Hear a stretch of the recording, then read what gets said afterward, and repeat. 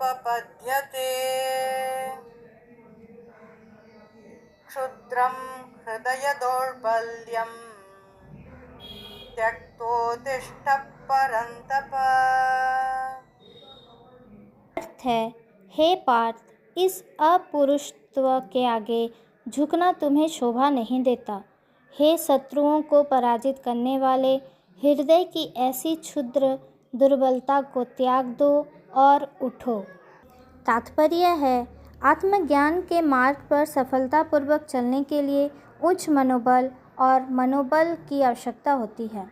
भौतिक मन की नकारात्मकता जैसे आलस्य आदत, अज्ञानता और अशक्ति पर विजय पाने के लिए व्यक्ति को आशावादी, उत्साही और ऊर्जावान होना चाहिए।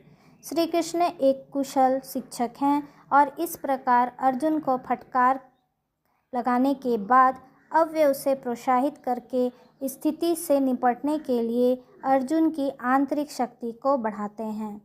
अर्जुन को पृथा यानी कुंती का दूसरा नाम का पुत्र कहकर संबोधित करते हुए श्री कृष्ण उसे अपनी माता कुंती को याद करने के लिए कहते हैं।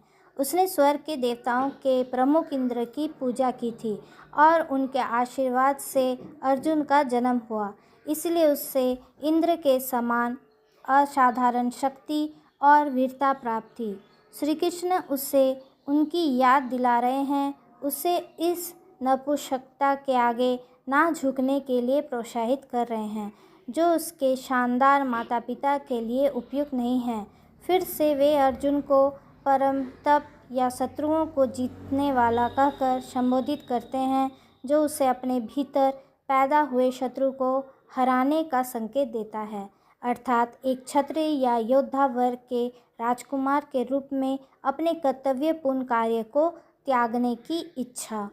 श्री कृष्ण आगे बताते हैं कि जिस तरह से वह महसूस कर रहा है वह ना तो नैतिक कर्तव्य है और ना ही सच्ची करुणा, बल्कि यह विलाप और भ्रम है।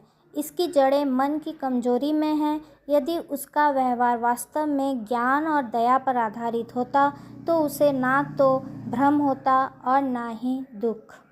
तो अब यहाँ पे देख रहे हैं इस श्लोक में कि श्री कृष्ण कितने अच्छी तरीके से अर्जुन को समझा रहे हैं श्लोक 3 में।